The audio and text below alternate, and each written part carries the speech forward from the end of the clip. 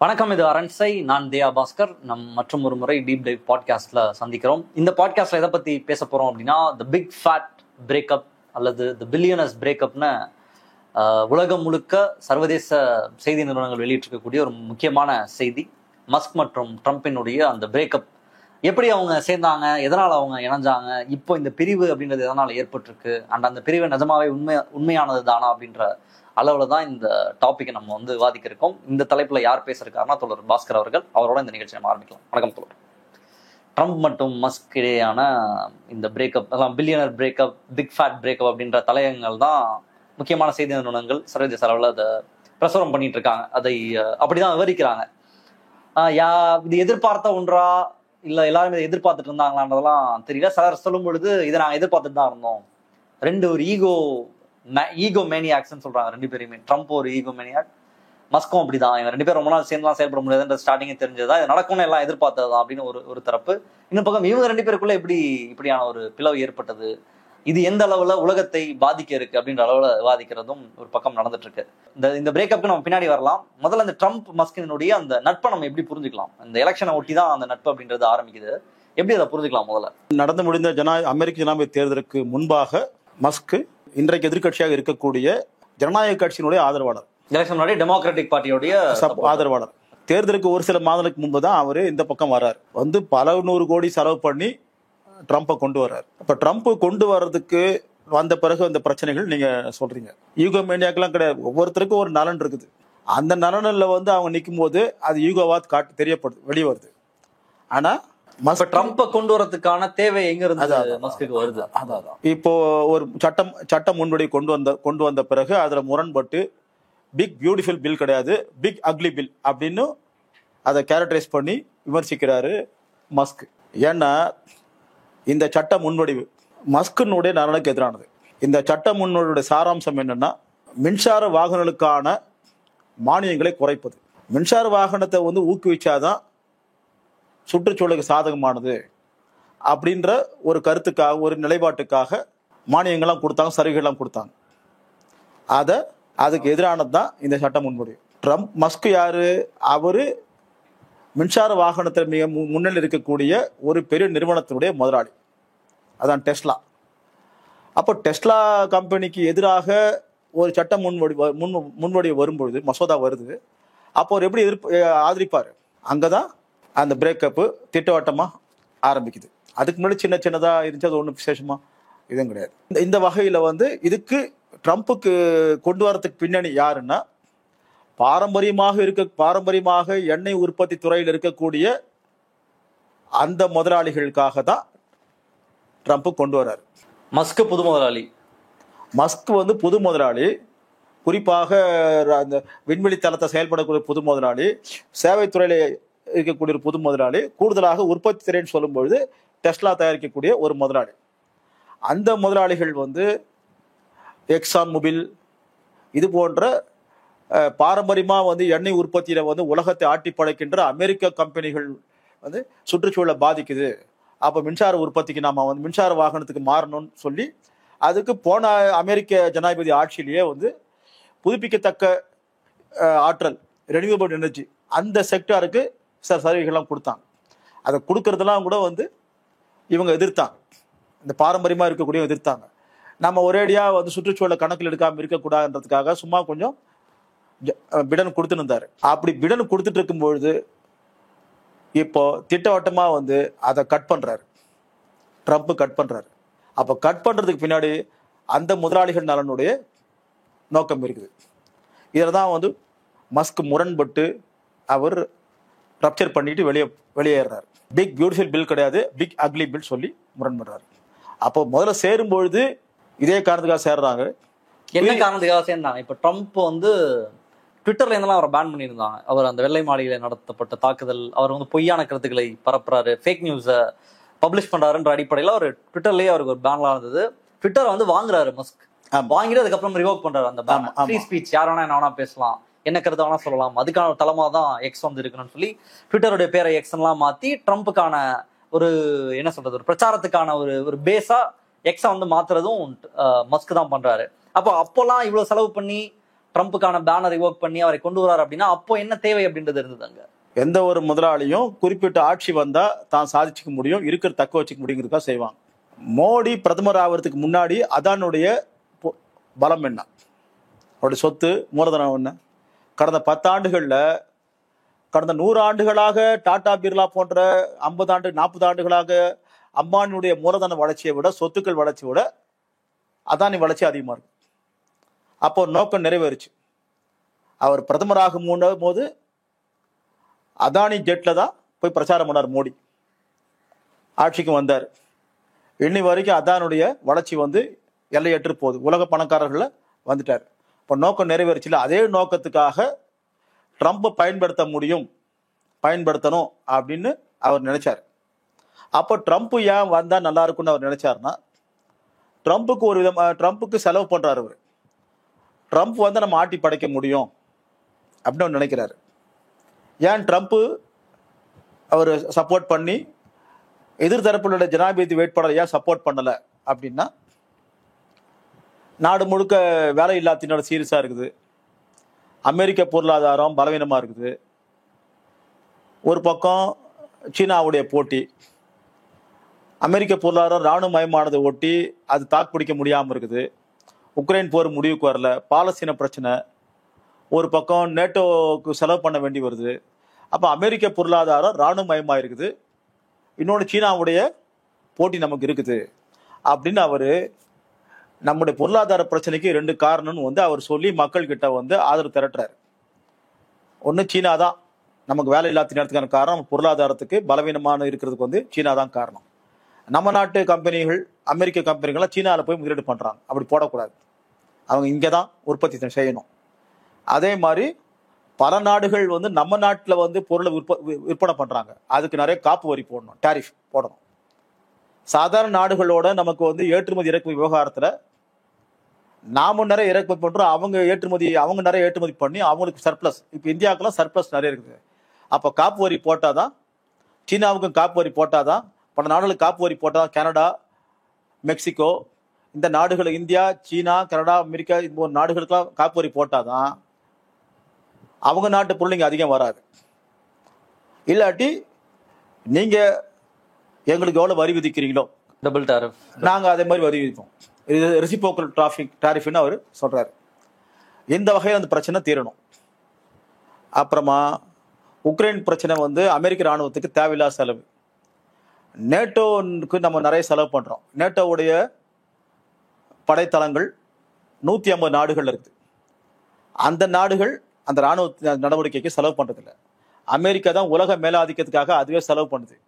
இப்போ அந்த செலவு தாக்கு பிடிக்க முடியாதால நம்ம செலவுல அந்த நாடுகள் பலன் அனுபவிக்குது. அந்த நாடுகள் பொருளாதாரத்தில் முன்னேறி இருக்கிறாங்க. Germany, France, Saudi Arabia, Japan, இவங்கெல்லாம் வளர்ந்துருக்கிறாங்க. வளர்ந்து கிட்டத்தட்ட G7 போட்டியாக G20 பெரிய அளவு நிறைய வளர்ந்துருக்கிறாங்க. அப்போ அவங்க காசு கொடுக்கணும். இதை தவிர நேட்டோ உறுப்பு நாடுகள் தனியாக காசு கொடுக்கணும். இல்லாட்டி அதுக்கான ஒரு குறிப்பிட்ட தொகை கொடுக்கணும். அது அதிகப்படுத்தணும்னு சொல்லி அவர் சொல்றாரு.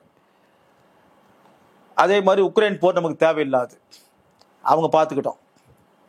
அப்போ அவர் சொல்றதுன்னா, சீனா நமக்கு போட்டியா இருக்குது. வெளிநாட்டு பொருட்கள் அமெரிக்காவில் அதிகமாக இறக்குமதி ஆகுது. நேட்டோக்கு நிறைய செலவு பண்றோம். சில போர்களுக்கு நம்ம நிறைய செலவு பண்றோம். நம்ம போர் கிடையாது இதெல்லாம் அப்படின்னு சொல்லி நம்ம நாட்டு மக்களுக்கு வேலையில்லா திண்டாட்டம் இருப்பதற்கெல்லாம் இதெல்லாம் காரணம். பொருளாதார பாதிப்பு இதெல்லாம் காரணம். வேலையில்லா திண்டாட்டம் இருப்பதற்கும் இதெல்லாம் ஒரு காரணம். அப்படி சொல்லும் பொழுது அமெரிக்க வெள்ளை கருப்பு உழைக்கும் மக்கள் கிட்டையும் கருப்பு உழைக்கிற மக்கள் கிட்டையும் அவருக்கு வரவேற்பு கிடைக்குது. அப்போ அவங்க வெளிநாட்டுல இருந்து இமிகிரன்ட்ஸ் அதான் மலிவான உழைப்புக்கு வெளிநாட்டுக்கு வந்துடுறாங்க. அது பெரும்பாலும் சட்டவிரோத குடியேறிகள். மேலும் இவங்களை வச்சு வேலை வாங்குறது பெரும்பாலும் இந்த மாதிரிலாம் இங்கிருந்து உற்பத்தி துறை சார்ந்த நிறுவனங்கள் கிடையாது, சேவைத்துறை சார்ந்த நிறுவனங்கள் தான். அப்போ சேவைத்துறை சார்ந்த நிறுவனங்கள் தகவல் தொழில்நுட்ப துறையில இந்த மாதிரி பல நிதித்துறைகள்லாம் கொண்டு இவங்களை வேலைக்கு வச்சுக்கிறாங்க. அப்போ நம்ம நாட்டில் இருக்கக்கூடியவங்களுக்கு வேலை கிடைக்காம இருக்குது. அப்போ அவங்களாம் சட்டவிரோத வர குடியேறிகள், அவங்க வெளியே அனுப்பணும், நாடு கடத்தணும், சட்டத்துக்கு வெளியே இருந்து இங்கே குடிமகனா மாறிட்டாங்க. இதெல்லாம் நம்ம தடுக்கணும்.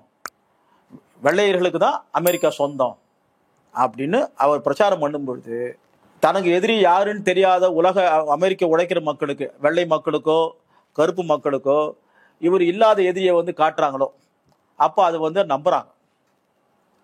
ஆமா, நம்ம வேலையை அவங்க எடுத்துக்கிறாங்களே, மலிவான உழைப்புக்கு அவங்க எடுத்துக்கிறாங்களே.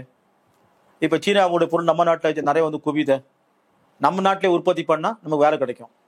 அப்போ வெளிநாட்டு பொருள் இறக்குமதி தடுத்தா நமக்கு வேலை கிடைக்கும் அப்படின்னு வெளிநாட்டிலிருந்து வரக்கூடியவங்களை வந்து வேலைக்கு வரவிடாமல் தடுத்தா நமக்கு நல்லது அப்படின்னு அவங்க ட்ரம்ப்புடைய அந்த கருத்துக்களுக்கு ஆதரவாக திரட்டுறாங்க.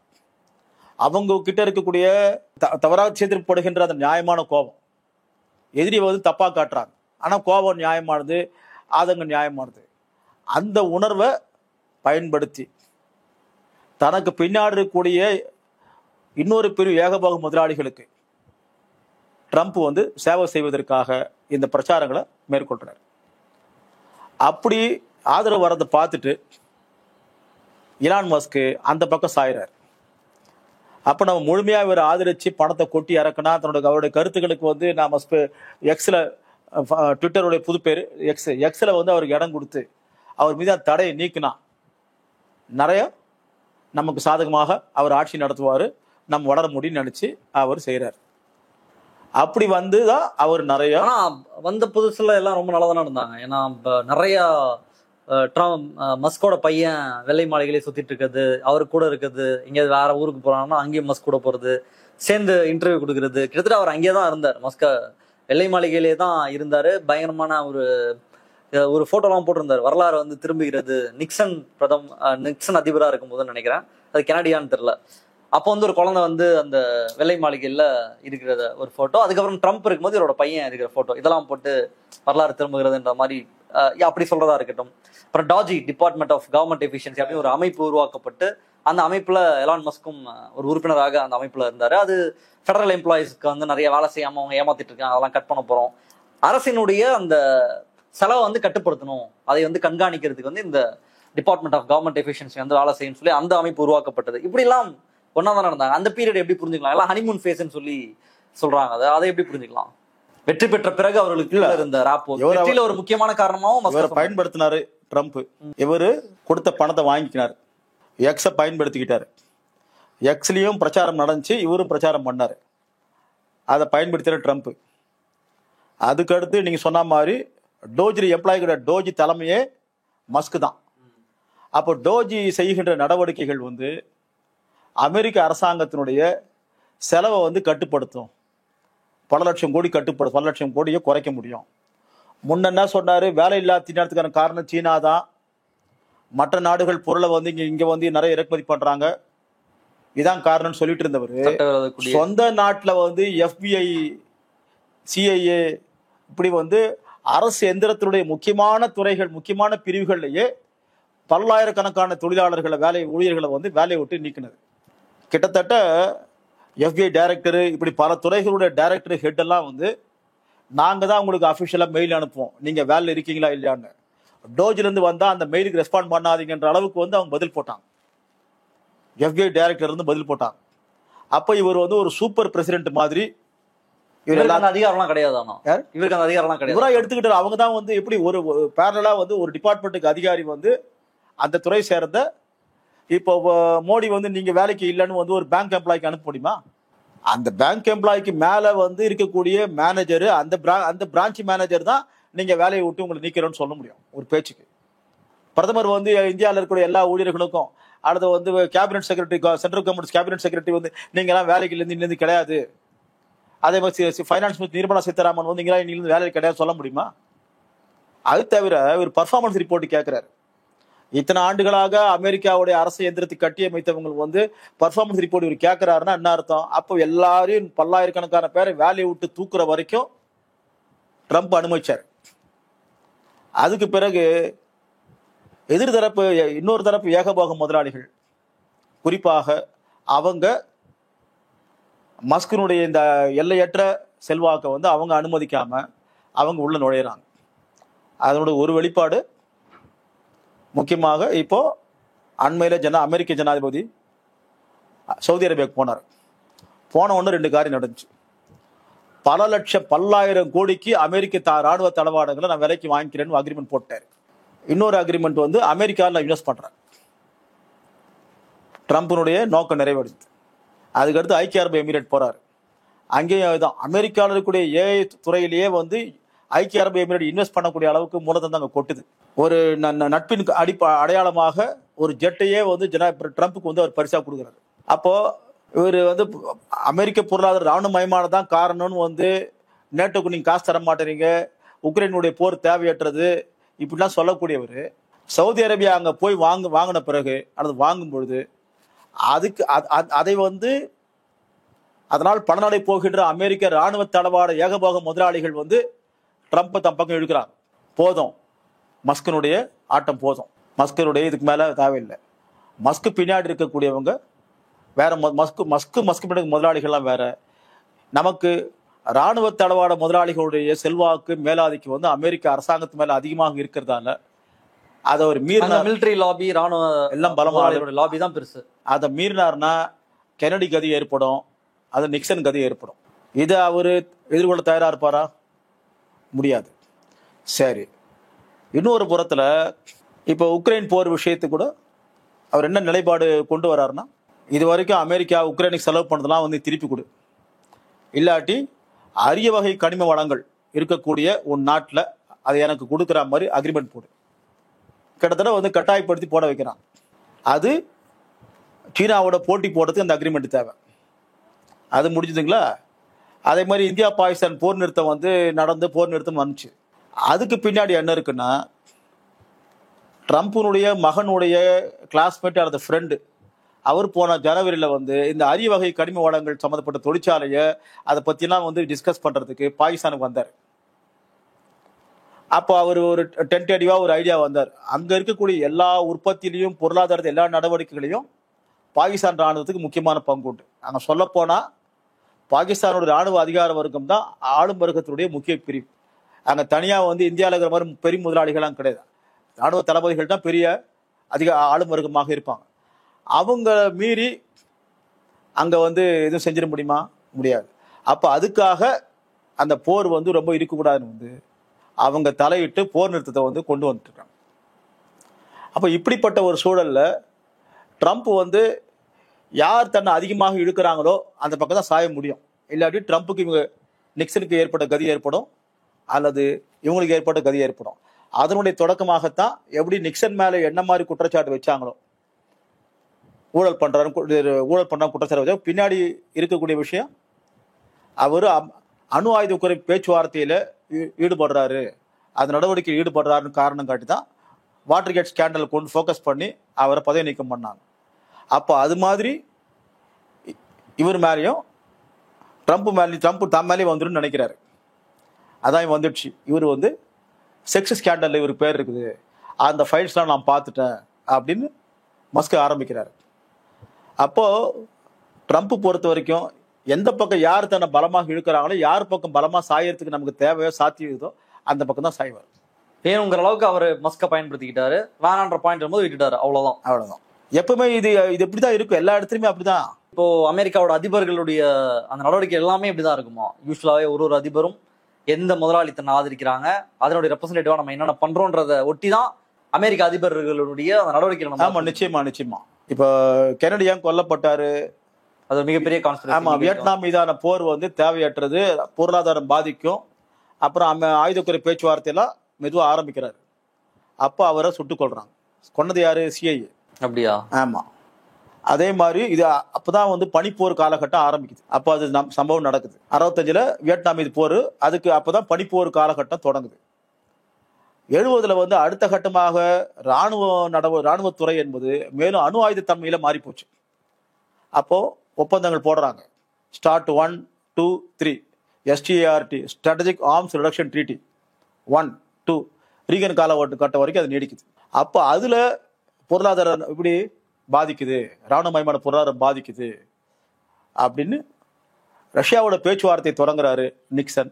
இது யாருக்கு எதிரானதாக பார்க்குறாங்க? அமெரிக்க ராணுவ உறுப்பில் இருக்கக்கூடிய ஏகபோக முதலாளிகளும் அந்த ஏகபோக முதலாளிகள் நம்ம டீப் ஸ்டேட்னு சொல்லலாமா? யாரா அந்த ஏகபோக முதலாளிகள்? ஒரு சென்ஸ்ல சொல்லலாம், டீப் ஸ்டேட் சொல்லலாம். ஒரு ஜெனரல் டீப் ஸ்டேட்னா யாரு? ஏன்னா இப்போ இதுல பேசும்போதெல்லாம் டீப் ஸ்டேட் சொல்லிடுச்சு, அதனால வந்து இல்லை இப்போ கவர்மெண்ட்னா மாறிக்கிட்டே இருக்கும். இப்போ மோடி, அப்புறம் மன்மோகன் சிங், அதுக்கு முன்னாடி பிரிட்டிஷ் ஆட்சி, அதுக்கு முன்னாடி அக்பர் ஆட்சி, அப்புறம் இங்கே வந்து ராஜராஜ சோழன், கரிகா, இப்படி சொல்லிட்டு போகலாம். அரசு எந்திரம், ஸ்டேட் மெஷினரி, இது பல நூறு ஆண்டுகளாக உலகம் முழுக்க இருக்கும். அது அன்எலெக்டட், ராஜாக்கள் காலத்துக்கு முன்னாடி சரி இப்பவும் சரி. Executive, judiciary, military. இப்போ பிரதமரை தேர்ந்தெடுக்கிறோம், இராணுவ தளபதிகளை தேர்ந்தெடுக்கிறோமா? இல்லை. நீதிபதிகளை தேர்ந்தெடுக்கிறோமா? இல்லை. கலெக்டர்களை தேர்ந்தெடுக்கிறோமா? இல்லை. ஆனால் இந்த 3 பிரிவினர் தான் அரசு எந்திரம். இவங்களை என்ன தப்பு பண்ணாலும் அதிகபட்சம் டிரான்ஸ்ஃபர் பண்ண முடியுமே தவிர ஒன்றும் கேட்க முடியாது. ஆனால் அரசாங்கத்தை பிடிக்காம இருந்தால் வாக்களித்து தோக்கடிச்சிடலாம், அல்லது போராட்டம் நடத்தி பணிய வைக்கலாம். இவங்களை வந்து கடுமையான போராட்டம் பிறகுதான் குறிப்பிட்ட அதிகாரி டிரான்ஸ்ஃபர் ஆவாங்க, ராஜினாமா பண்ணுவார். இந்த அரசு எந்திரம் தான் இன்றைக்கும் உலகம் முழுக்க. இது டீப் ஸ்டேட்டுங்கிறது இதுக்குள்ள இருக்கக்கூடிய இவங்க ஏற்கனவே அபிஷியலா இருக்கக்கூடியவங்க. இப்போ இதுல எதுவுமே வரல. இப்போ ஆர்எஸ்எஸ் வந்து இதை இயக்குது, இதோட கூட்டு இருக்குது, கள்ள கூட்டு. அப்போ ஆர்எஸ்எஸ் உள்ளடக்கிய மீடியா, ஆர்எஸ்எஸ் உள்ளடக்கிய இந்த மாதிரி பிரிவினரை வச்சு நம்ம டீப் ஸ்டேட் சொல்ல முடியும். ஏற்கனவே ஸ்டேட் மிஷனரி அபிஷியலா இருக்கிறது. டீப் ஸ்டேட் வந்து உளவுத்துறைக்கு வெளியே அதிகாரபூர்வமற்ற வகையில் இருக்கக்கூடிய ஃபேசிஸ்ட் கேங்ஸு, விஜிலண்ட் கேங்ஸு, அதில் ஒரு லாபி இருக்கக்கூடிய ஜுடிஷியரி இருக்கிற ஒரு லாபி, இவங்கெல்லாம் சேர்ந்து அஜெண்டாவை தீர்மானிப்பாங்க, நாட்டின் நிகழ்ச்சி நடைமுறைப்படுத்துறதுக்கு முற்படுவாங்க. அப்போ அந்த வகையில் இந்தியாவுடைய டீப் ஸ்டேட் ஹெட் வந்து நம்ம ஆர்எஸ்எஸ் தான். இவங்க தான் செல்வாக்கு செலுத்துவாங்க. National security adviser Ajit Doval, இந்த மாதிரி உள்ளவங்க டீப் ஸ்டேட். இவங்க என்ன பண்ணுறாங்க யாருக்கும் தெரியாது. இவங்கெல்லாம் ஏதோ ஒரு டிபார்ட்மெண்ட்டில் வந்து கணக்கு கேட்பாங்க, என்ன செய்றீங்க எது செய்றீங்க. ஆனால் இந்த டீப் ஸ்டேட் வந்து இதுக்கெல்லாம் வெளியே இருக்குது. ஏற்கனவே அது இருக்கு. அந்த லாபி என்ன பண்ணும்? அந்த லாபி, டீப் ஸ்டேட்டினுடைய லாபின்றது என்ன பண்ணும்? இல்லை, அவங்க தான் வந்து நிகழ்ச்சிகளை, நாட்டோட நிகழ்ச்சிகளை தீர்மானிப்பாங்க. எந்த நாடாக இருந்தாலும். ஏற்கனவே ஸ்டேட் மிஷனரி வந்து ஒரு பொதுத்தன்மை இருக்கிற மாதிரி காட்டிக்கும். அது இருக்கும். அப்படி ஒரு பொதுத்தன்மையில அரசு என்னவாக இருக்குமோ அப்படிதான் பிற்போக்காக இருக்கும். அரசாங்கோட கொள்கையை கூட வந்து நடைமுறைப்படுத்தாம அது நேரதாக இருக்கும். டீப் ஸ்டேட் வந்து அதுல வந்து செல்வாக்கு மிக்க, அதிகாரம் மிக்க, மிக பிற்போக்கு தன்மையில இருக்கும். இப்போ அங்க டீப் ஸ்டேட்னா சிஐஏ அது மாதிரி உள்ளவங்க தான். சிஐயோட சேர்ந்து கொலாபரேஷன் இருக்கிறவங்க, பாலிசி மேக்கர்ஸ், ஸ்ட்ராட்டஜிஸ்ட், அவங்களும் அஃபிஷியலா இல்லாமல் இருப்பாங்க, இல்லாமல் இருப்பாங்க. இங்கே ஆர்எஸ்எஸ் வந்து என்ன அஃபிஷியல் ஸ்டேட்டஸ் அவங்களுக்கு இருக்குது? அவங்க பதிவு பண்ண அமைப்பும் கிடையாது. தேர்தல் ஆணையம் பதிவு பண்ணலை, சொசைட்டி ஆக்ட்லையும் பதிவு பண்ணலை. ஆனால் அவங்க செல்வாக்கு செலுத்துறாங்களே. அவங்க கிட்ட அவங்க நடத்துகிற இன்ஸ்டியூட்ல படித்த 3000-4000 ஐஏஎஸ் அதிகாரிகள் தான் இந்தியாவை ஆட்சி நடத்துகிறாங்க. அப்போ யார் அந்த 4000-3000 ஐஏஎஸ் அதிகாரிகளை வந்து ஆட்சியிலிருந்து அவங்க எங்கே படித்தாங்க, எதுலேருந்து வந்தாங்க என்று அவங்க தான் அப்புறப்படுத்தணும். மற்ற கோச்சிங் இன்ஸ்டியூட்ல படிச்சுட்டு வரவனா வந்து பெருசாக இருக்க மாட்டாங்க, குறைவாக இருப்பாங்க. அதே மாதிரி லேட்டரல் என்ட்ரிங்கிற பேரில் ஜாயின்ட் செக்ரட்டரியாக சென்ட்ரல் கவர்மெண்ட் டிபார்ட்மெண்ட்ல வராங்க. இந்த லேட்டரல் என்ட்ரி யார் வருவாங்க? ஏற்கனவே யார் மிக மோசமான அளவில் இந்த மாதிரி ஆர்எஸ்எஸ் கொள்கையோடு இருக்கிறவங்களோ, அல்லது உயர் கம்பெனிகளில் வந்து இந்த மாதிரி சித்தாந்தத்தில் வந்து யார் அதிகாரிகளாக இருக்கிறாங்களோ அவங்களுடைய அறிவு அனுபவத்தை வந்து இதுக்குள்ள கொண்டு வரணுன்ற பேரில் வந்து அவங்களோட ஜாயின்ட் செக்ரட்டரியாக லேட்டரல் என்ட்ரிங்கிற பேரில் கொண்டு வந்து ஐஏஎஸ் அதிகாரிகள் படித்து கஷ்டப்பட்டு ப்ரீலிமினரி பாஸ் பண்ணி அந்த எக்ஸாம் பாஸ், இந்த எக்ஸாம் பாஸ் பண்ணி வருவதற்கு கூட வேட்டு வைக்கிறான். அது இப்போ நார்மலாக வந்திருக்கக்கூடிய ஐஏஎஸ் அதிகாரிகள் செக்ரட்டரியா இருப்பாங்க, ஜாயின்ட் செக்ரட்டரியா, இது அடிஷனல் செக்ரட்டரி, அவங்க கிட்ட இருந்து வருகின்ற எதிர்ப்பு காரணமாகவும், பாலிசியில வந்து அவங்க சில விஷயங்கள்ல வந்து சரியா இல்லாதாலையும், இவங்க கிட்ட இருந்து வருகின்ற எதிர்ப்பு காரணமாகவும் இந்த லேட்டரல் என்ட்ரி ஸ்கீம் வந்து பெருசா நடைமுறையில செல்வாக்குல இல்லை.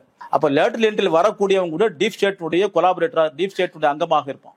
அப்போ இந்த டீப் ஸ்டேட் தான் உலகத்தை ஒரு வகையில் ஆளுது.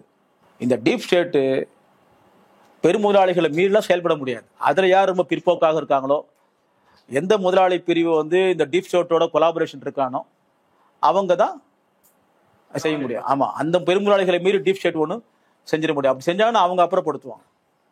அதனால தான் பாகிஸ்தானில் இருக்க டீப் ஸ்டேட் வந்து அவரோட பிரின்சிபல் பிரிவு எதுன்னா, முதன்மை பிரிவு எதுன்னா ஐஎஸ்ஐ, அப்புறம் யூனிஃபார்மில் இருக்கக்கூடிய ராணுவ அதிகாரிகள், உளவுத்துறை அதிகாரிகள், அப்புறம் யூனிஃபார்மில் இருக்கிற ராணுவ அதிகாரிகள். அந்த அதிகாரிகள் ஒரு அதிகாரிகளாக மட்டும் இல்லை, பாகிஸ்தானுடைய ராணுவ நிறுவனங்கள் பல தொழில்துறை நிறுவனங்களாகவும் இருக்குது. அப்போ அவங்க மக்கள் கிட்ட வந்து தங்களுடைய ஆட்சி வந்து ராணுவ ஆட்சின்னு எடுபடாமல் இருக்கிறதுக்காக ஒரு பொம்மைக்கு வந்து சிவில் நிர்வாகத்தை கொண்டு வராங்க. அதான் இம்ரானுக்கான பிரதமராக்கி அப்புறமா அவர் முரண்படுறாரு, ஏதோ ஒரு வகையில் முரண்படுறாங்கன்னா அவர் வெளியே துரத்தி விட்டாங்க. இப்போ பேருக்கு ஒரு பொம்மை பிரதமர் இருக்கிறாரு. இவர் ரொம்ப மீறினாருன்னா இவர் மேல ஊழல் குற்றச்சாட்டு சொல்லி ஒன்று சிறையில் அடைப்பாங்க, இல்லாட்டி லண்டன் போறியா லண்டன் அனுப்பிச்சு விட்டுருவாங்க. அப்படிதான் இந்த பிரதமருடைய சகோதரரை வந்து அப்படி அனுப்பி விட்டுருக்காங்க. அது மாதிரி பூட்டோவுடைய கணவர். இப்படிதான் அந்த டீப் ஸ்டேட்டோட வரலாறு இருக்குது. மக்கள் கிட்ட வந்து ஒரு நம்பகத்தன்மைக்காக மக்களுக்கு ராணுவ ஆட்சி மீதான கோபம் இருக்கிறத ஒட்டி ஒரு சிவிலியன் கவர்மெண்ட் மாதிரி வேஷம் போடுவாங்க. ஆனா டீப் ஸ்டேட் தான் அங்க கூட வந்து ஆடுது. எஸ், நீங்க இந்த ட்ரம்ப் மஸ்க் விவகாரத்துல ஸ்டார்டிங்ல அவங்களுடைய டிராவல் இருக்குல்ல, அதுல ஐடியாலஜிக்கலா எவ்வளவு தூரம் ரெண்டு பேரும் இணைந்து செயல்பட்டாங்கன்னு நினைக்கிறீங்க? ஏன்னா இவருடைய பிற்போக்கான எல்லா கருத்தையும் அவர் ஆதரிச்சுதான் அது சரின்ற பிரச்சாரத்தெல்லாம் முன்னகர்த்தினாரு. இது அப்கோர்ஸ் ஒரு வணிக ரீதியாக அவங்களுக்கு பலன், அந்த பரஸ்பர அண்டர்ஸ்டாண்டிங்ல அந்த ஜேர்னி தொடர்ந்தாலும் ஐடியாலஜிக்கலா எவ்வளவு ஒற்றுமையாக இருந்தாங்க. அவரும் ஒரு வெளிப்படையாக ரேசிஸ்டா நிறைய மஸ்க் பேசுங்கலாம் பார்க்க முடிஞ்சது. ட்ரம்ப் அந்த மாதிரிலாம் பேசக்கூடிய ஒரு நபர் தான். அதை எப்படி புரிஞ்சுக்கலாம் ஐடியாலஜிக்கலா சேர்ந்து இருக்குது? இல்ல, ஐடியாலஜிக்கலா ரெண்டு பேருமே வந்து ஆன்டி லேபர். நிறைய ஊழியர்கள் தொழிலாளர்கள் வந்து தேவையற்றது, பல லட்சம் கோடி மிச்சம் பண்ணலாம், அவங்கெல்லாம் தண்டச்சோரா இருக்காங்க, வேலையை செய்ய மாட்டேங்கிறாங்க, அப்ப ஆட்குறைப்பு பண்ணணும். அந்த வகையில் டோஜ் வந்து பொறுப்பெடுத்தார். ட்ரம்ப்பும் பொருளாதாரம் பாதிக்குது, ராணுவ தேவையில்லா செலவு, இதுவும் தேவையற்ற செலவு தான் என்ற வகையில் அவர் அந்த முடிவை வந்து ஒத்துப்போச்சு. ரெண்டு பேரும் ஒத்துப்போச்சு. இங்கே வாஜ்பாய் காலகட்டத்தில் வந்து டிஸ்இன்வெஸ்ட்மெண்ட் டிபார்ட்மெண்ட் ஒன்று ஆரம்பிச்சு அதுக்கு மினிஸ்டராக அருண் ஷோரி கொடுத்தார். உலகத்தில் எந்த நாட்டிலுமே கிடையாது. முதலீட்டு நீக்கத்துக்காக அரசாங்க நிறுவனங்கள் முதலீட்டு நீக்கத்துக்காக, முதலீட்டை விலக்குவதற்காக ஒரு துறை உலகத்தில் அமைக்கப்பட்டதுன்னா மிகப்பெரிய முதலாளி நாடுகள் கூட அமைக்கல. ஆனா இங்க வாஜ்பாய் பீரியட்ல அருண் ஷோரி வச்சு அமைச்சாங்க. அப்ப டோஜை பார்த்து உலகம் முழுக்க நாளைக்கு டோஜ் என்ற ஒரு டிபார்ட்மெண்ட்டை இந்தியா மாதிரி நாடுகளும் ஆரம்பிப்பாங்க. டோஜுக்கு பெருசா எதிர்ப்பு வரலையே, எதிர்ப்பு இருந்துச்சு. ஆனா அதுக்கு எதிராக அமெரிக்க தொழிலாளர்கள் அந்த துறையில வந்து அதிருப்தி இருக்குதே தவிர, தொழிலாளர்கள் இப்போ வந்து ட்ரம்ப்புக்கு நெருக்கடி கொடுக்கறதே வந்து இமிகிரண்ட்ஸ் தான். ட்ரம்ப் ஆட்சியில வந்து இப்போ கஷ்டப்படுறது வந்து இந்த எப்படி இமிகிரண்ட்ஸோட இந்த ரெசிஸ்டன்ஸை ஃபேஸ் பண்றதுன்னு முடியாம இருக்கிறாரு.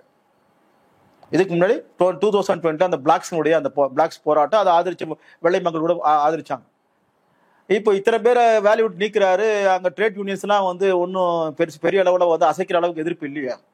இப்போதான் அமெரிக்க உழைக்கிற மக்கள், இந்த ஃபேக்டரி ஒர்க்கர்ஸா இருக்கக்கூடிய அந்த டிபிக்கல் ஒர்க்கிங் கிளாஸ் இப்போதான் யோசிக்குது.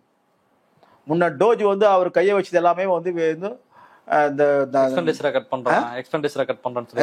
கட் பண்றங்கிற பேர்ல இந்த ஊழியர் மூளை உழைப்புல இருக்கக்கூடியவங்கள வேலையை செய்யாம சும்மா வந்து ஃபைல்ஸோடவே வாழ்க்கை நடத்துகின்ற அவங்க மேலதான் கை வைப்பாரு. நாமெல்லாம் வந்து கையால வேலை செய்கின்ற உற்பத்தி துறையில் இருக்கக்கூடிய தொழிலாளர்கள் அப்படி நினைச்சிருந்தாங்களா? அப்படி நம்மள கை வைக்க மாட்டாரு. ஏன்னா அதை கையை வச்சா அந்த உற்பத்தி யார் செய்யறது? இது அப்படி கிடையாது. இதுக்கு போல நீங்க செய்யுங்க, கம்ப்யூட்டர் இருக்குது, அப்புறம் ஏஐ இருக்குது, ஆனா இதை அப்படி செய்ய முடியாது. அந்த வகையில இவங்க கிட்ட இருந்து அது எதிர்ப்பு வந்து வர வேண்டிய அளவுக்கு வரல. இப்போ அதிருப்தி அதிகமாயிருக்கு. இது நம்ம வேற மாதிரி நினைச்சு வாக்களிச்சோமே, வேற மாதிரி போகுதேன்னு அமெரிக்க வெள்ளை மற்றும் கருப்பு உழைக்கிற மக்கள் கிட்ட இருந்து அதிருப்தி அதிகமாகுது.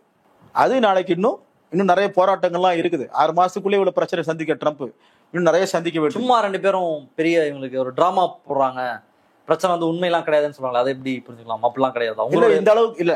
அதாவது டெஸ்லா மாதிரியான கம்பெனிகளுக்கு எதிராக அது வருது. மின்சார வாகனங்கள் கம்பெனிகளுக்கு கொடுக்கப்பட்ட சலுகைகளை வந்து ரத்து பண்ணி தான் அந்த சட்டம் முன்வடி வருது. அதுதான் ஒரு எதிர்த்து வெளியேறாரு, அதை ஒட்டி வெளியே வர்றாரு. அப்போ அது எப்படி டிராமான்னு சொல்ல முடியும்? முன்ன சில ஆண்டுகளா சலுகைகள் இருந்துச்சு. இப்போ அந்த சலுகையை வந்து கட் பண்ணு அப்படின்னு செய்யறவங்க யாருன்னா பாரம்பரிய எண்ணெய் உற்பத்தி சார் முதலாளிகள். கிளைமேட் சேஞ்சை வந்து ட்ரம்ப் அக்செப்ட் பண்ணிக்கல, அதனால அதை கட் பண்ணிட்டாரு அப்படிலாம் பார்க்க முடியல. இல்ல, அது வந்து மேக்ரோ லெவலில் அப்படி புரிஞ்சுக்கலாம். இப்போதைக்கு வந்து இப்போ ஆயில் பெட்ரோல் பேஸ் பண்ணி இன்ஜின்ஸு அந்த ஆட்டோமொபைல் செக்டார்ஸு, டீசல் பேஸ் பண்ணி இன்ஜின் மேனுஃபேக்சர் பண்ண அந்த ஆட்டோமொபைல் செக்டார்ஸு, அப்புறம் ட்ரெடிஷ்னலாக வந்து உலகம் முழுக்க வந்து சவுதி அரேபியா, யுஏஇ போன்ற இடங்கள்ல வந்து எண்ணெய் உற்பத்தி பண்ணக்கூடிய, கேஸ் உற்பத்தி பண்ணக்கூடிய அந்த கம்பெனி முதலாளிகள். அதுக்கப்புறமா அதுல இருந்து இந்த ஃப்ராக்கிங், ஷேல் கேஸ், பாறைகளை வந்து பிளந்து அது மேல வந்து தண்ணியை பீச்சடிச்சு ஃப்ராக்கிங் பண்ணி அதிலிருந்து கேஸ் எடுக்கிறாங்க. அந்த கேஸ் உற்பத்தி பண்ற முதலாளிகளும் மஸ்குக்கு எதிராக சேர்ந்திருக்கிறாங்க. அப்ப இந்தியாவில் கூட இப்போ ஷேல் கேஸ் வந்து உற்பத்தி நடக்குது. ஆனா அந்த உற்பத்திக்கு எதிராக காலங்காலமாக இருக்கக்கூடிய பாரம்பரிய எண்ணெய் எரிவாயு உற்பத்தி பண்ணக்கூடிய முதலாளிகளுடைய எதிர்ப்பு காரணமாக இது வந்து வளர வேண்டிய அளவுக்கு வளரல. ரொம்ப ஒரு ஓவர் ஸ்டெப் பண்ணிட்டாரு மஸ்க், அதனால இந்த எதிர்ப்புன்னு புரிஞ்சுக்கலாமா? கொஞ்சம் கம்மியா பண்ணாம கொஞ்சம் ஓவர் ஸ்டெப்பிங் பண்ணிட்டாரு. ட்ரம்பை பயன்படுத்தி அவரை பயன்படுத்தலாம்ன்ற வகையில ஒரு பெரிய ஒரு கணக்கை ஒண்ணு போட்டுட்டாரு. இல்லைன்னா இந்த முதலாளிகள் இவ்வளவு தூரம் எதிர்த்திருக்க மாட்டாங்க. இந்த சட்டம் இருக்கு, அதுவும் கரெக்ட். அப்போ இவர் வந்து மிக 6 மாசத்துல அந்த நோக்கத்தை நிறைவேற்றுறேன்னு சொல்லும் பொழுது மற்ற முதலாளி எப்படி விடுவாங்க?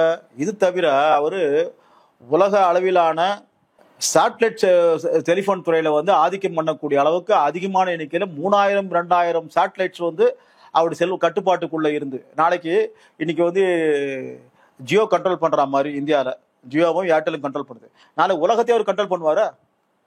அப்போ மஸ்குக்கு ஏன் இவ்வளவு சலுகைகள் கொடுக்குறீங்கன்னு வந்து அம்பானியும் ஏர்டெல் முதலாளியும் வோடஃபோன் முதலாளியும் சேர்ந்து மோடி அரசாங்கத்துக்கு கடிதம் எழுதிக்கிறாங்க. மஸ்குக்கு நீங்க மஸ்குடைய கம்பெனிக்கு லைசன்ஸ் கொடுத்துருக்கீங்க, ஆனா அதுக்கான விலை நிர்ணயிப்பு போன்ற விஷயங்கள லெவல் பிளேயிங் ஃபீல்டு கிடையாது. நாளைக்கு எங்களை விட மஸ்க் வந்து மிக குறைஞ்ச விலையில வந்து ஃபோன் சர்வீஸ் கொடுப்பாரு, நாங்க போட்டி போட முடியாது. அப்போ லெவல் பிளேயிங் ஃபீல்டு வேணும். எங்க கிட்ட வந்து நீங்க கூடுதலாக வந்து காசு வாங்கி ஸ்பெக்ட்ரத்துக்கு காசு வாங்கி செல்போன் சேவை இல்லாத கிராமப்புற மக்களுக்கு வந்து கொஞ்சம் கீழே போகணும்னு நீங்க இன்ஃப்ராஸ்ட்ரக்சர் அமைக்கிறீங்க. இந்த மாதிரிலாம் வந்தா முடியாது. நாங்க வந்து வெறுமனே வணிகம் பண்ணல, செல்போன் சர்வீஸ் இல்லாத கிராமப்புறங்களில் கூட செல்போன் சர்வீஸ் கொண்டு போகணுங்கிறதுக்கு நாங்க எங்க காசு கொடுக்குறோமே இப்படி சொல்லி இவங்க கேட்குறாங்க. அது அப்படியே நிக்குது. அப்ப அந்த அளவுக்கு மஸ்க் அந்த நாட்டில் மட்டும் பிரச்சனை பண்ணல, உலகம் ஃபுல்லா பண்ணிட்டு நம்ம நாளைக்கு வந்து இவ்வளவு 3000 இத்தனை சேட்டலைட்ஸ் வந்து அவர் கண்ட்ரோல் பண்ணும்பொழுது நாளைக்கு உலகத்தை கண்ட்ரோல் பண்ண மாட்டாரா? அதனால எங்க போய் முடியுதுன்னா அவர்கிட்டயும் வந்து ஒரு துடுக்கான தன்மை இருக்குது, ஒரு அக்ரெசிவ்னஸ் இருக்குது. அது பூசா வேகமா வளரணும்னு நினைக்கக்கூடிய ஒரு அக்ரெசிவ்ஸ் இருக்கும், இல்லாட்டி வளர முடியாது. இவ அம்பானிக்கு ஒரு அக்ரெசிவ்ஸ் இருந்துச்சு.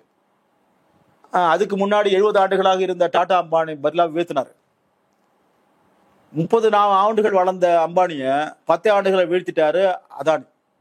அடுத்து வர போறவங்க 2 வருஷத்துல 5 வருஷத்துல சம்பாதிக்கணும், மேல போகணும்னு நினைப்பாங்க. அப்ப மஸ்க் அந்த கேட்டகரியில் இருக்கிறார். அதனால மஸ்க் இப்ப எல்லாருமே தனக்கு ஒத்து போகணும் இல்லைன்னு பாக்குறாரு. எப்படி இல்லாட்டி தூக்கி எறிய தயாரா இருக்காரு. அதனால எந்த அளவுக்கு ஒரு பிரச்சனை வருதுன்னா அவரே ஒரு சட்டவிரோத குடியேறி அவரே நாடு கடத்துன்ற அளவுக்கு உயர்மட்டத்திலேயே வந்து கருத்துக்கள் வந்துச்சு. மஸ்கா வந்து சட்டவிரோத குடி. ஆமா, அவரு வந்து அவரு சவுத் ஆப்பிரிக்கா சேர்ந்தவர், இங்க வந்து குடியுரிமை பெற்றாரு. அப்ப அந்த குடியுரிமை பெறுவதற்கு முன்பாக அவர் வந்து தவறான தகவலை கொடுத்து அவர் குடியுரிமை பெற்றாரு. அதை வந்து நோண்டணும், அவர் படிக்கிற காலத்துல வந்து அது மாதிரி செஞ்சாரு. அப்ப அதை தோண்டி எடுக்கணும்னு வந்து ஸ்டீவ் பேனன் போன்ற உயர் பொறுப்பு அதிகாரிகளா இருக்கக்கூடியவங்களை அந்த கருத்துக்கள் முன்வைக்க ஆரம்பிச்சிட்டாங்க. இவரும் ஆனா ஈக்குவலா ஃபைட் பண்றாரு. நீங்க சொன்ன மாதிரி தொடக்கத்திலே சொன்ன மாதிரி ஜெஃப்ரி எப்ஸ்டைன் ஃபைல்ஸ்ல ட்ரம்பினுடைய பெயருக்கு அந்த கேஸ் வந்து ரொம்ப முக்கியமான ஒரு கேஸா, ஒரு மரணமும் ரொம்ப மர்மமான மரணம் தான். இப்படிப்பட்டவர் அப்பவே அந்த பேச்சு வந்துச்சு. அப்ப அது பேச்சு மரணத்தப்போவா இல்ல அந்த விஷயம் வெளியே வந்ததுல இன்னைக்கு வந்து அது வந்து அப்படியே ஃபைலை க்ளோஸ் பண்ணி இப்போ வருது. முன்னையே வந்து அது இருந்துச்சு, ஏற்கனவே பேப்பர்லாம் ஓரளவுக்கு வந்துச்சு, ஏற்கனவே வந்தது தானே. அன்னைக்கு ஆதரிச்சு இன்னைக்கு ஏன் வந்து அந்த ஃபைலை கிளப்பி விடுறாரு? இது வந்து பிரசிடென்ட் எலெக்ஷன் நிற்கும் போதே தெரியாதா? அதான். இது தவிர அப்புறமா வந்து அதெல்லாம் எக்ஸ்ல போட்டு அப்புறம் டெலிட் பண்ற. ஏன் நீ டெலிட் பண்ற? சிக்கல் அடுத்த கட்டமா போகுது. ட்ரம்ப் கோபத்துக்கு ஆளாக வேண்டாம். வெறும் ட்ரம்ப் மட்டும் இல்ல, ட்ரம்ப் கூட இருக்கிறாங்க, அதனால ஒரு டெலிட் பண்றாரு. இல்ல இப்ப இம்பீச் பண்ணணும் ட்ரம்ப் வந்து இம்பீச் பண்ணணும்னு சொல்றாரு. அதுக்கெல்லாம் பாசிபிலிட்டிலாம் இருக்கா ஜெஃப்ரி எப்ஸ்டைன் ஃபைல்ஸ்ல ட்ரம்போட? இல்ல அது எப்படி வந்து முரண்பாடு வந்து எப்படி வளர்றது கூர்மையடைதுங்கிற பொறுத்து அந்த இம்பீச்மெண்ட் இப்போது பார்க்கும்போது எப்படி தெரியுது? இப்போதைக்கு இன்னும் அப்படி இதுவாகும். இப்ப யாரு அதிக செல்வாக்கோட இருக்கிறதா உங்களோட பார்வைக்கு இருக்கு? ட்ரம்ப் தான். டோஜி இவர் மஸ்க்கு எதிராக தான் பில் வந்திருக்குது. அப்ப மஸ்குடைய செல்வாக்கு திரும்ப பதில் பேசிட்டே தான் இருக்கு, ஏதாவது சொல்லிட்டே தான் இருக்கு. அது இருக்கும், ஆனா பிராக்டிகலா செல்வாக்கு வந்து அவருக்கு எதிராக பில் வந்துச்சு. கடைசியில் அவருக்கு எதிராக அவர் டிபோர்ட் பண்ணணும்னு சொல்றாங்க. அவரையே வந்து இல்லீகலாக சிட்டிசன் வாங்கினான்னு சொல்றாங்க. இதுக்கெல்லாம் விளக்கம் கொடுக்கலையே, நான் இல்லீகலாக சிட்டிசன் வாங்கலன்னு விளக்கம் கொடுக்கலையா? இது தவிர சவுதி அரேபியா UAE வந்து அமெரிக்கனுடைய ஆர்ம்ஸ் லாபிஸை வந்து திருப்திப்படுத்துறாங்க. இது யாருக்கு சாதகமானது? அதுக்கு எதிராக இந்த பொருளாதார ஆயுதம் இராணுவ மயமானது தான் பிரச்சனைன்னு சொல்லி ஓட்டு வாங்கி அதுக்கு பின்னாடி இருக்கக்கூடிய பாரம்பரிய உற்பத்தி சார் ஏகபோக முதலாளிகளுக்கு எதிராக தான் ட்ரம்ப் வந்து ஆட்சியை பிடிக்கிறார். அது சார்பாக அவங்க பிரச்சனைகள் சொல்லி வர்றாரு.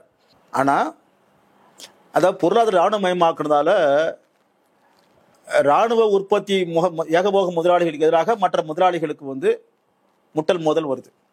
அதில் முதன்மையாக பாதிக்கப்படக்கூடியவங்க முரண்பாடு இருக்கிறது யாருன்னா பாரம்பரிய உற்பத்தி சார் ட்ரெடிஷனல் மேனுஃபேக்சரிங் செக்டர். அதுக்கப்புறம் புதுசா சர்வீஸ் செக்டர் வந்துருது. அப்புறம் டெக்னாலஜிக்கல் மோனோபோலிஸ். இவங்களுக்கும் அவங்களுக்கும் முரண்பாடு இருந்தா கூட முதன்மையான முரண்பாடு உற்பத்தி சார் ஏகபோகங்களுக்கும் அல்லாத ஏகபோகங்களுக்கும் தான் முதன்மையான முரண்பாடு இருக்குது. அதே நேரத்தில் நம்ம கஷ்டப்பட்டு ஒரு தொழிற்சாலையை நடத்துகிறோம், உற்பத்தி பண்ணுறோம், எல்லாம் மிஷின்ஸை வாங்கி செய்கிறோம். ஒன்றுமே இல்லாமலே சும்மா வந்து ஒரு ஆஃபீஸை வச்சுக்கிட்டு டெக்னாலஜிக்கல் கம்பெனிஸுங்கிற பெயரில் வந்து சம்பாதிக்கிறான்லேட்டு அந்த வகையிலும் கூகுள் மேலேயும் அமேசான் மேலேயும் இந்த இருபிரி முதலாளிகளுக்கு முரண்பாடு இருக்குது. அதனால அவங்களுக்கு எதிராக நீ வந்து ஏகபாகமாக துறையை ஆதிக்கம் பண்ணுற, அதில் வந்து சுதந்திரம் இல்லை, ப்ரௌசிங் பண்ணுறவங்களுக்கு வந்து கரெக்டாக கூகுளினுடைய சர்ச்சாகவே வருது அப்படின்னு மற்றவங்க பிரச்சனை பண்ணி, அதே மாதிரி நியூஸ் ஏஜென்சிஸ்க்கும் வந்து முரண்பாடு வருது. நாங்கள் கஷ்டப்பட்டு நியூஸ் சேகரித்து வெளியே ஒரு வெப்சைட்டில் போடுறோம், அல்லது ஒரு பிரிண்டட் ஃபார்மெட்டில் கொண்டு வரோம், நீனா அவங்க சப்ளை பண்ணி எங்களுக்கு காசு கொடுக்காம சம்பாதிக்கிறீங்களான்னு வந்து இந்த பிரிவு முதலாளிகளுக்கும் இவங்களுக்கும் முரண்பாடு வருது. அப்போ பிராட்லி 3 பிரிவு முதலாளிகள்: ஆயுத தளவாட முதலாளிகள், உற்பத்தி சார் முதலாளிகள், சேவைத்துறை முதலாளிகள். அதில் நீதித்துறை முதலாளிகள் வருவாங்க. இந்த 3 பிரிவு முதலாளிகளாக இருக்கிறாங்க. இதில் முதன்மையா ட்ரம்ப்புக்கு பின்னாடி இருக்கக்கூடியவங்க, அவர் ஆரம்பிக்கும் பொழுது, இந்த பிரச்சாரம் ஆரம்பிக்கும் பொழுது, முதல் முறை ஜனாதிபதி ஆகும்போது சரி, பாரம்பரிய உற்பத்தி சார் முதலாளி ஏகபோகங்கள் தான் அவர்கிட்ட பின்னாடி இருந்தாங்க. ஆட்சிக்கு வந்த பிறகு அவ்வளவுதான் அவருடைய பலம் அப்படிங்கிற வகையில் அமெரிக்க இருக்கக்கூடிய ஆயுத தளவாட முதலாளிகள் வந்து அவரை வந்து பிடிச்சு இழுக்கிறாங்க. அப்போ எடுத்துட்டாங்க. இப்போ இழுத்ததால தான் சவுதி அரேபியா போனாரு, ஆர்ம்ஸ் பர்ச்சேஸ் நடந்துச்சு. எக்ஸ்போஸ் பண்ணாரா ட்ரம்ப்? இதை எக்ஸ்போஸ் பண்ணாரா? மஸ்க் எக்ஸ்போஸ் பண்ணாரா? இதை சவுதி இதுக்குள்ள அவர் நுழைய வேண்டிய அவசியம் கிடையாது. அவரை பொறுத்த வரைக்கும் தான் இருக்கின்ற துறைக்கு தான் அடுத்து நுழைய போகின்றதுக்கு வந்து எதுவும் பிரச்சனை வரக்கூடாது. அது என்ன? சாட்டிலைட் துறைக்கு, அப்புறமா மின்சார வாகனங்களுக்கு, இதுக்கு பிரச்சனை வரக்கூடாது. அதுதான் அவருடைய நோக்கம். மற்ற துறைகளுக்கு சலுகைகள் கொடுக்கறத அதை பற்றி கவலை கிடையாது. இப்போ இந்த சட்ட முன்வடிவுக்கு எதிராக முரண்பட்டு வெளியே வர்றது பாரம்பரிய எண்ணெய் எரிவாயு அதன் அடிப்படையிலான வாகன தயாரிப்பு முதலாளிகள் அவனுக்கு எதிரானது. அதாவது எக்ஸான் மொபைலுக்கு எதிரானவர், அங்க இருக்கக்கூடிய நவீனமான கார் தயாரிக்கக்கூடிய நவீனமான எல்லா விதமான வாகனங்களையும், பழைய டீசல் என்ஜின், பாரம்பரிய பெட்ரோல் அடிப்படையில் இன்ஜினால் இயங்கக்கூடிய அந்த உற்பத்தி இருக்கக்கூடிய முதலாளிகளோட முரண்பட்டு தான் வெளியே வர்றாரு. இப்போ மின்சார வாகனம் வந்து அவங்க தயாரிக்கல. அப்போ இங்கே என்ன பண்ணாங்கன்னா, மின்சார வாகனத்தை வந்து அதே முதலாளிகள் அவகாசம் வாங்கி படிப்படியாக மாற்றிக்கினாங்க. இந்தியாவில் கூட அங்கே அப்படி இல்லை, பெரிய அளவில் ரீப்ளேஸ் பண்ணணும். அதனால அவங்க என்ன பண்ணுறாங்க, எதிராக திரும்பி கையை வச்சா. அப்புறம் ஏற்கனவே ஆயில் செக்டர் நிறைய இன்வெஸ்ட் பண்ணி வச்சிருப்பாங்க, அதுக்கான மிஷினரிஸ் நிறைய இன்வெஸ்ட் பண்ணி வச்சிருப்பாங்க. அவங்களாம் சும்மா விட்டுருவாங்களா? விட மாட்டாங்க. அப்போ அவங்க இந்த சலுகையை வந்து கட் பண்ற சொல்றாங்க. அதுக்கான பில்லும் ப்ரொபோஸ் பண்ணி வந்துச்சு. அதுக்கப்புறமா நிறைய கவர்மெண்ட் கான்ட்ராக்ட்லாம் எடுத்திருக்கிறாரு. அதெல்லாம் கட் பண்ண போறேன்ட்டு ட்ரம்ப் சொல்லிட்டாரு. எஸ். இப்போ அமெரிக்க பார்ட்டி அப்படின்னு ஒரு கட்சியை வந்து ஆரம்பிக்க போறேன். அதாவது வருங்காலத்தில் வந்து மஸ்க் வந்து ஒரு அதிபர் ஆகிறதுக்கான வாய்ப்பும் இருக்கு. அவர் என்ன ப்ரப்போஸ் பண்ணார் அப்படின்னா, ட்ரம்ப் வந்து ஒரு மாடல், ஒரு முன்மாதிரி ஒரு அதிபராக இருப்பாரு. இதுக்கு முன்னாடி இருந்த அமெரிக்க அதிபர் மாதிரிலாம் கிடையாது. ரொம்ப புதுசான ஒரு அதிபர், நம்ம மக்களுக்காக சிந்திக்கக்கூடியவர், சட்டவிரோத குடியர்கள் இங்க வரமாட்டாங்க.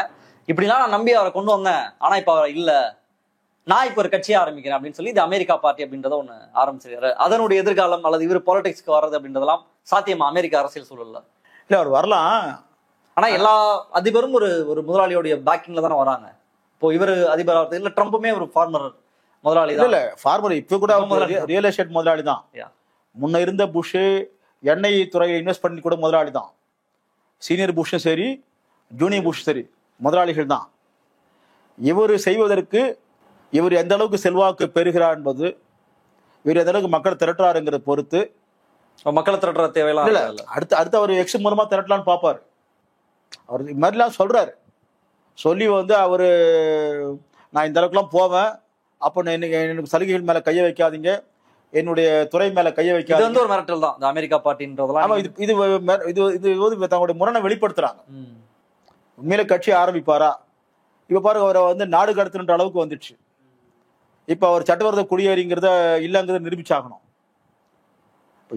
எப்படி ட்ரம்ப்புக்கு எதிராக நிறைய கேஸ் வந்துச்சோ, இப்ப இவருக்கு மேல கேஸ் வராதா? அப்போ ட்ரம்ப்பே வந்து தனக்கு போட்டியவர் வராருங்கிறதுக்காக ட்ரம்ப்புடைய ஆதரவாளர்களை இவர் மேல கேஸ் போட மாட்டாங்களா? அதுக்கெல்லாம் அவங்க தயங்கவே மாட்டாங்க.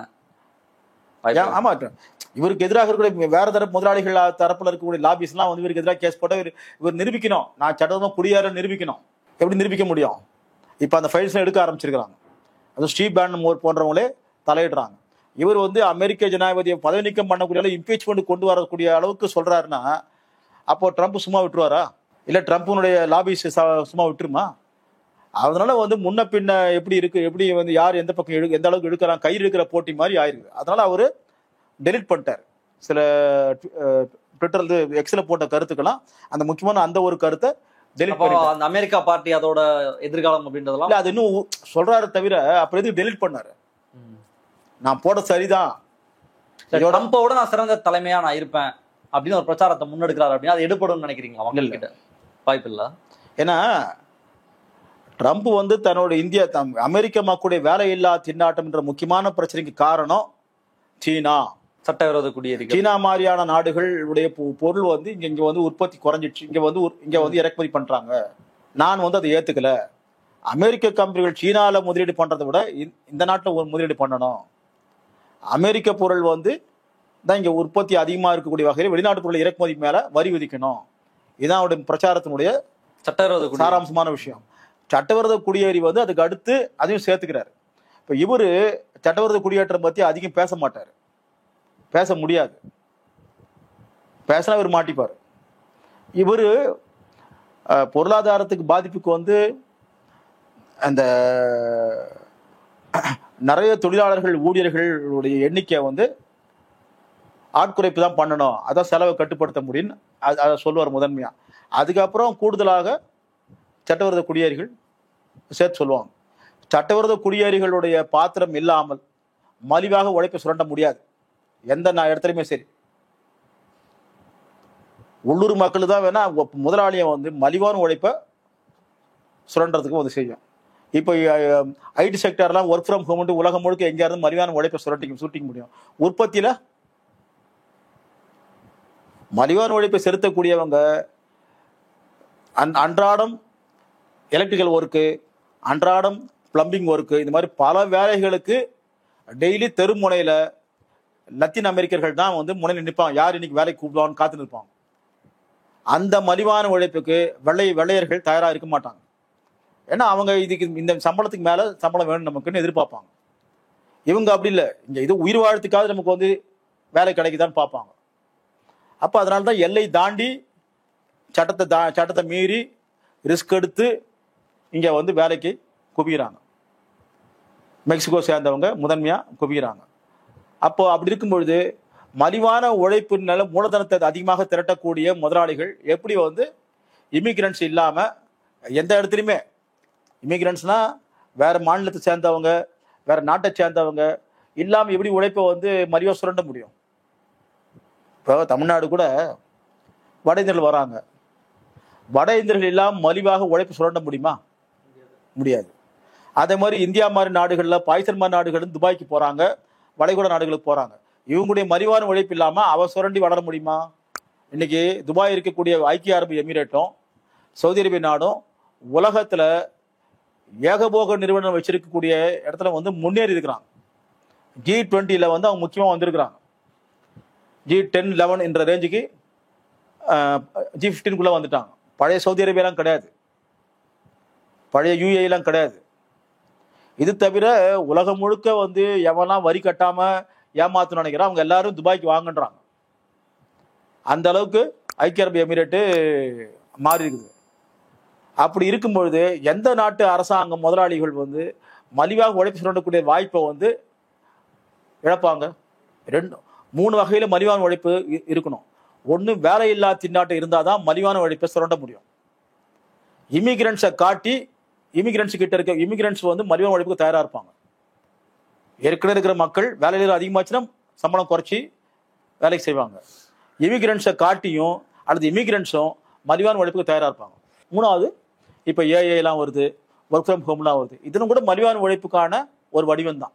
அதனால என்னதான் மஸ்க் வந்து செய்யறதுக்கு முற்பட்டாலும் சரி, ட்ரம்ப் செய்ய முற்பட்டாலும் சரி, சட்டவிரோத குடியேறிகள் விஷயத்த மலிவா உழைப்பு சொல்லக்கூடிய முதலாளிகள் வந்து ஒரு கட்டத்துக்கு மேல நடைமுறையில வந்து கண்டுக்காம விட்டுருவாங்க. இதெல்லாம் பேசிதான் ட்ரம்ப் வந்தாரு. இந்த அளவுக்கு பேசக்கூடிய ஒரு இடத்துல மஸ்க் இல்ல, அல்லது இப்படி ஒரு ஃபாலோயிங் அவருக்கு இல்லை அப்படின்றது ஒரு யதார்த்தமான. அதனால இப்போ யூதர்களை தான் எதிரியா காட்டி அவனோட ஃபேசிஸ்ட் ஆட்சியை நிறுவனாரு ஹிட்லர். முசோலினி அதே தான். இப்போ முஸ்லீம்களை காட்டி ஃபேசிஸ்ட் ஆட்சி நிறுவுறாங்க, தமிழர்களை காட்டி ஃபேசிஸ்ட் ஆட்சி நிறுவனாங்க இலங்கையில். இது மாதிரி ஒவ்வொரு நாட்டினுடைய பிற்போக்கு கும்பல் வந்து சம்மந்தம் இல்லாத இன்னொரு நாட்டு மக்களை எதிரியாக காட்டி அவங்க ஆட்சி நிறுவி தங்களுடைய பிரச்சனைகளை வந்து மறைக்க பார்ப்பாங்க. அந்த வகையில தான் ட்ரம்ப் செய்யறாரு. இப்போ அதுக்கு ஒரு இதுக்கு மேல அவர் செய்யறதுங்கிறது இவர் நம்மளை ஏமாத்திர செய்யறான்ற அளவுல வெள்ளை உழைக்கிற மக்கள் வந்துட்டு இப்போ குடியேறிகள் வந்து எந்த அளவுக்கு ரிஸ்க் எடுக்கிறாங்க, எந்த அளவுக்கு கோவம் இருந்தால் எவ்வளவு கடுமையான ஒரு போராட்டங்கள்ல கிட்டத்தட்ட வந்து ராணுவத்தை ஈடுபடுத்துறாங்க. ராணுவத்தை இவரை எப்படி ஈடுபடுத்துறான்னு வந்து கலிபோர்னியா கவர்னரு எதிர்ப்பு காட்டுறாரு. கலிபோர்னியா கவர்னரே கைது பண்ணுவேன்னு ட்ரம்ப் சொல்றாரு. அப்போ இது கிட்டத்தட்ட சாதாரண முரண்பாடு கிடையாது. கலிபோர்னியா கவர்னரும் ஆளுமருகத்தின் அங்கம் தான், ட்ரம்ப் அதுக்கு மேல இருக்கக்கூடியவர் ஆளுமருகம் தான். அந்த அளவுக்கு எந்த அதிகாரத்தை யார் எந்த செயல்படுத்துறதுங்கிற வரும்பொழுது அப்போ அவங்களுக்குள்ள முரண்பாடு வருது. டிஜிபியை வந்து நான் நியமிக்கிறதுல வந்து எனக்கு கட்டுப்பாடு இருக்குதா அப்படிங்கிற வகையில யோகி ஆதித்யநாத்துக்கும் மோடிக்கும் முரண்பாடு வருது. ஆக்டிங் டிஜிபியை வச்சுன்னு ஓட்டுறாரு யோகி ஆதித்யநாத். யோகி ஆதித்யநாத்தை வளர விடக்கூடாது, தலையில தட்டி வைக்கணுங்கிறதா மோடி அமித்ஷா நினைக்கிறாங்க. மோடி அமித்ஷாவை கேட்டு நாம ஏன் ஆட்சி நடத்தணுன்றதுனால யோகி அவங்கள மீறி சில விஷயங்களை செய்ய முற்படுறாரு. அப்போ இந்தியா மாதிரி நாடுகளே அப்படி இருக்கும்போது அங்க கொஞ்சம் கூடுதலாக சில அதிகாரங்கள் மாநிலங்கள் இருக்கிற பட்சத்துல அந்த கவர்னர் ஏன் பயன்படுத்த மாட்டாங்க? அப்புறம் ட்ரம்ப் கொண்டு வருகின்ற சில கொள்கைகளுக்கு நீதித்துறை வந்து சில தடைகளை, இடைக்கால தடை உத்தரவுகள்லாம் பிறப்பிக்கிறாங்க. சும்மாலாம் வந்து ட்ரம்ப் சுலபமா நடத்திட முடியாது. இப்போ ட்ரம்ப் மஸ்கினுடைய இந்த பிரச்சனை வந்து உலக அளவுல என்னவா ஒரு சாதாரண மக்களுடைய வாழ்க்கையில ரிஃப்ளெக்ட் ஆகும்? இல்ல, சாதாரண மக்களுடைய வாழ்க்கையில முதலாளிகள் சண்டை போடுறாங்கன்ற வேணுமா, இல்ல அது ஒரு தாக்கத்தை ஏற்படுத்தும்? அப்படி இல்ல. இப்போ அங்க போய் இப்போ சட்டவிரோதமா குடியேறி அமெரிக்கால இருக்கிறாங்க, இங்கிலாந்து இருக்கிறாங்க, ஒரு மாதிரி தப்பிச்சுக்க முடியும்னு நினைக்கிறாங்க. சட்டவிரோத குடியேறிய வந்து அனுமதிச்சு நீ வந்து வேலை செஞ்சுட்டு போ, இதுக்கு மேல சம்பளம் உயர்வு உரிமைகள்லாம் கேட்டா நான் சட்டவிரோத குடியேறின்னு வந்து உனக்கு பிரச்சனை வரும். இந்த மாதிரியே மலேசியால அனுமதிக்கிறாங்க. மலேசியால சிங்கப்பூர்லயும் சட்டவிரோத குடியேறிகளை மலிவா சுரண்டுவதற்கு சட்டத்தை மீறி அதே ஆட்சியாளர் அனுமதிக்கிறாங்க. சட்டத்தை கொண்டு வந்த ஆட்சியாளர் அனுமதிக்கிறாங்க, அப்பதான் மலிவா சுரண்ட முடியுங்கிறதுக்காக. அப்படிப்பட்ட சூழல்ல இனி ஏதோ ஒரு வகையில பயன்படுத்தி வேலைக்கு போயிட முடியும், சட்டத்தமாக குடியேற முடியும் அப்படின்னு நினைக்கிறவங்க கொஞ்சம் யோசிக்கிற மாதிரி மாறும். அங்க போனா ரிஸ்க் எடுக்கணுமோ, திரும்பி வர முடியாதா, வர முடியுமா?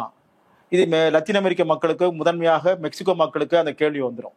இப்போ இந்தியாவிலேருந்து அமெரிக்கா படிக்க போறவங்க அல்லது ஒரு பாடி ஷாப்பிங் மாதிரி போகக்கூடியவங்க 2 வருஷம் 3 வருஷமா இருந்துட்டோம்னா அப்புறமா நமக்கு மெதுவாக அமெரிக்க குடிமகன் ஆயிட முடியாதா அப்படின்னு நினைக்கக்கூடியவங்களுக்குலாம் பாதிப்பு ஏற்படும்.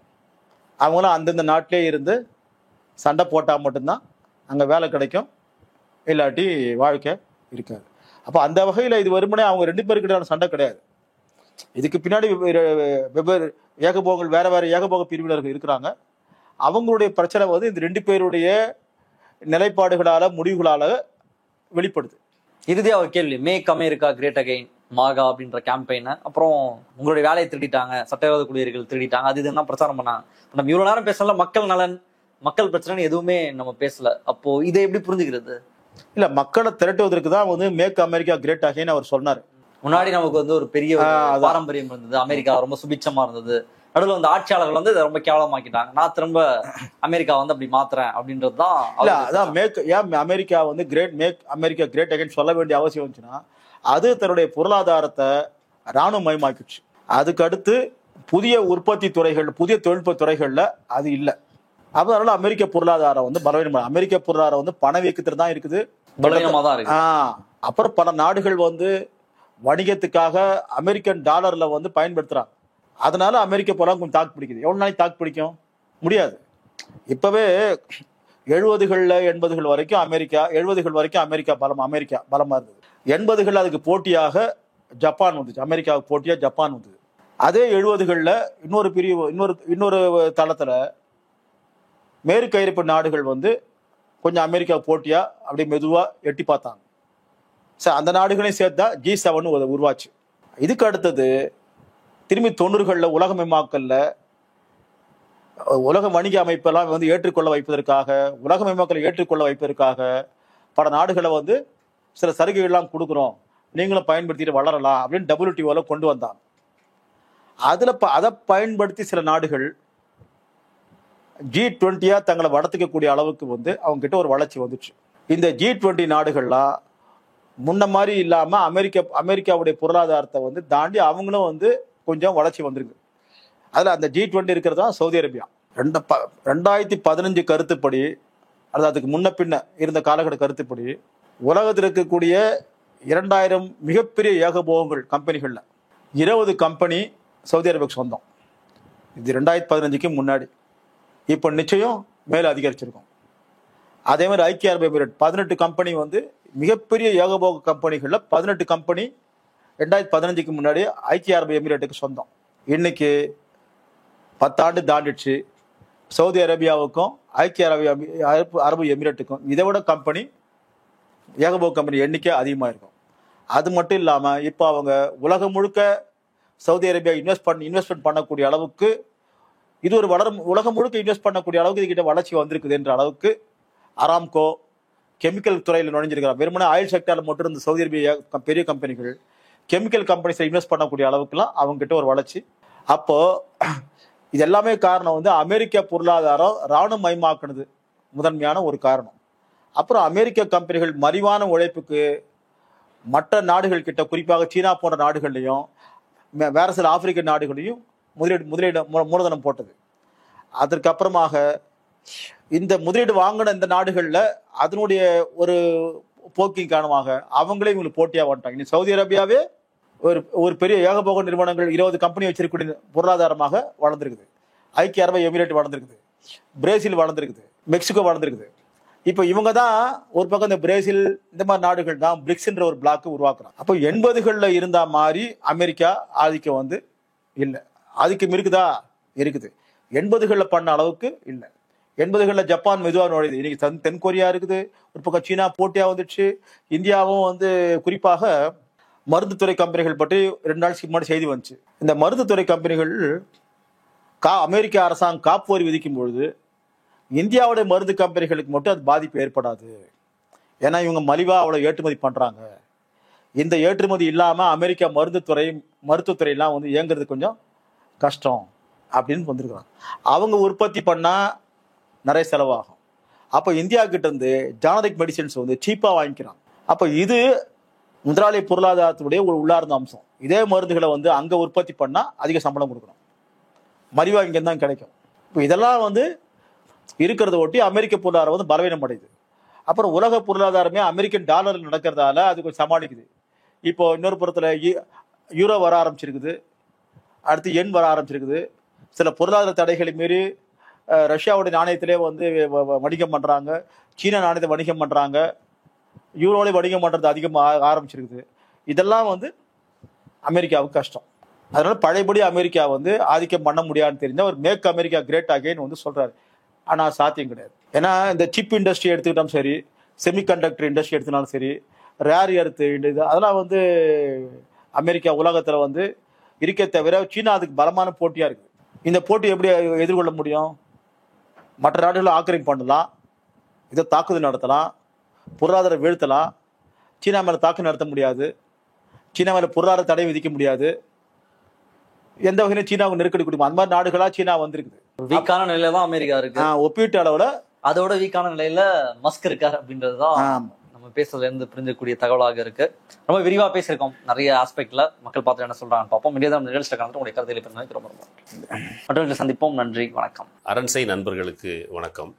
அரண்சை ஊடகம் சுயேட்சையாக இயங்குவதற்காகவே உருவாக்கப்பட்டது. நாம் செய்கிற வேலை உண்மையிலேயே மக்களுக்காக செய்கிறோம் என்பதை நீங்கள் நம்பினால், வாய்ப்பு இருந்தால் இந்த ரேசர் பே QR கோடுக்குள்ளே நீங்கள் அதை ஸ்கேன் பண்ணி எங்களுக்கு உங்களால் இயன்றதை விருப்பம் இருந்தால் ஆதரவு தெரிவிக்கலாம்.